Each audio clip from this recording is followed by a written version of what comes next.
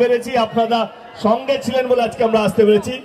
ভালো থাকবেন। 7ই মে নির্বাচন, যেটা বুদা বললো, 1 নম্বর বাটন টিপে বিপুল ভাবে আমাদের প্রার্থী আমাদের দলকে জয়যুক্ত করবেন। জয় হিন্দ। আপনাদেরকে দরকার পড়লে প্রাইভেট হসপিটালে গিয়েও চিকিৎসা করাতে পারবে, সেখানে অর্থ নিয়ে ভাবতে হবে না।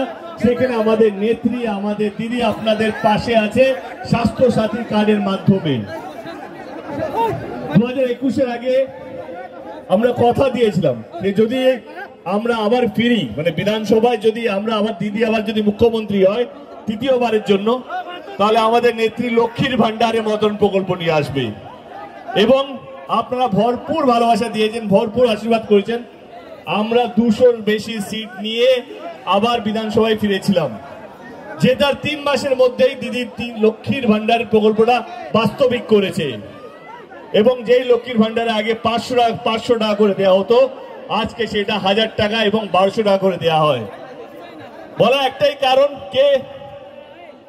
যে সরকার কথা দেয় ভোট নিয়ে পালিয়ে যায় তাকে আর নয়, এবং যেই সরকার কথা দেয় ভোট দেয় এবং আপনাদের পাশে থাকে, যেই কথাগুলো দিয়ে থাকে সেই কথাগুলো ভোটের পর সেগুলো বাস্তবিক করে, সেই সরকারের হাত আপনাদের শক্ত করতে হবে। আবার বলছি, যদি ধর্মের হাত, যেই দল রাজনীতি ধর্ম নিয়ে করে, তাদের হাত যদি আপনারা শক্ত করেন, তাহলে এই ভারতবর্ষে শুধু মন্দির থাকবে, মসজিদ থাকবে, কিন্তু কোনো স্কুল হবে না, হসপিটাল হবে না, রাস্তাঘাট হবে না, উন্নয়ন হবে না। তো আমি আপনাদেরকে একটাই কথা বলবো, 7ই মে আমাদের এখানে নির্বাচন। আমি একটাই কথা বলবো যে 7ই মে আমাদের এখানে নির্বাচন, আমাদের দল, আমাদের নেত্রী এবং আমাদের প্রার্থী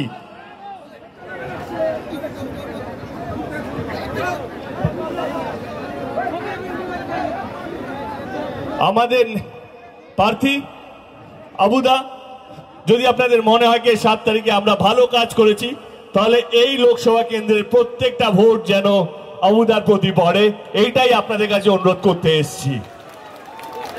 সঙ্গে আছেন তো? অসংখ্য ধন্যবাদ। বেশি সময় নেব না, যেরকম ভাবে বললাম খুব ভালো লাগলো। প্রথমবার আমার জীবনে আমি হেলিকপ্টার মিস করলাম এবং 4 ঘন্টা পর কোথাও পৌঁছলাম।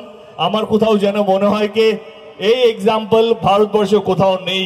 এই ভালোবাসা আমার মনে হয় না আমি আরো কোথাও পাবো বলে। এতটা ভালোবাসা দেখানোর জন্য হাত জোড় করে, মাথা নিচু করে প্রত্যেকটা মানুষকে ধন্যবাদ। এই তো প্রত্যেকটা মানুষকে ধন্যবাদ যারা আজকে এখানে উপস্থিত হয়েছেন, এবং প্রত্যেকটা মানুষকে ধন্যবাদ। ভালো থাকবেন এবং সঙ্গে থাকবেন এবং আশীর্বাদ করবেন, দোয়া করবেন যেন আবুদা এখান থেকে বিপুল ভোটে জিততে পারে। সঙ্গে আছেন তো? ধন্যবাদ। সাবধানে বাড়ি ফিরবেন। আবার ক্ষমা চেয়ে নিচ্ছি, অনেকটা প্রতীক্ষা করতে হলো আপনাদের সকলকে আজকে এই সবার জন্য, তার জন্য দুঃখিত।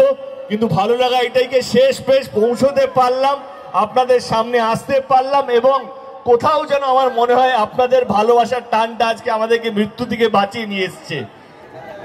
তো আপনাদের যখনই কোনো সরকার কোনো কাজ করতে পারে না, তারা তাদের ধর্মটাকে এগিয়ে রাখে, যে ধর্ম নিয়ে আমাদের দেশে সবকিছু করা যায়।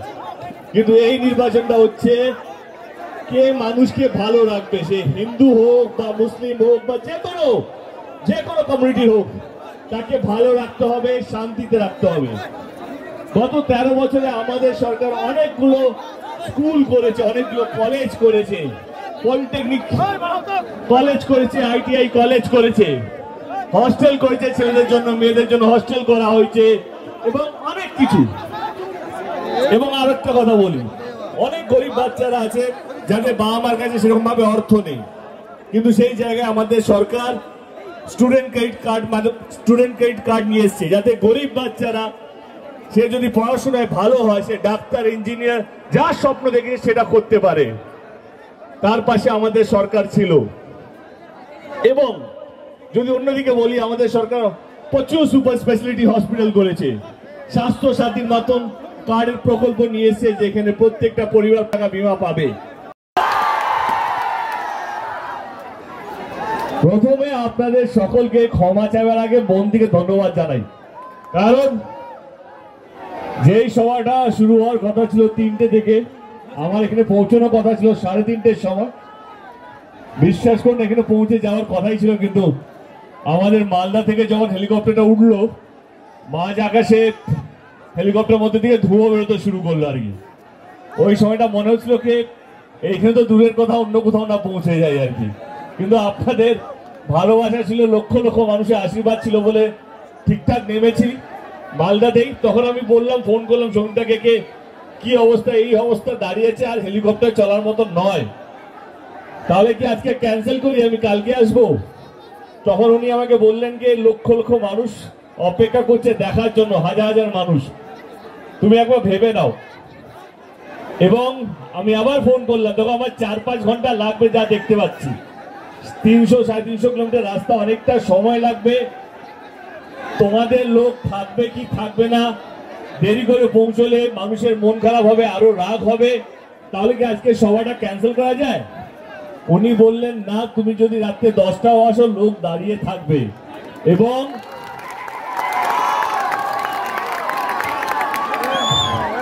আমার সত্যি মনে হয়েছে লোকটা ভাট বকছে, কারণ 3টের মিটিং এ রাত্রে 8টা অব্দি লোক কোনো দিনও অপেক্ষা করে না, কিন্তু সত্যি মনে হলো এখানে আসার পর না উনি ভাট বকছেন না, আপনারা আছেন, আপনারা ছিলেন এবং আগামী দিনেও আপনারা থাকবেন। অসংখ্য ধন্যবাদ, আবার ক্ষমা চেয়ে নিচ্ছি এই দেরি হওয়ার জন্য। মেশিন কারো হাতে থাকে না, বুঝতেই পারছেন, কিন্তু আমরা পৌঁছাতে পেরেছি, আজকে সভাটাকে করতে পেরেছি।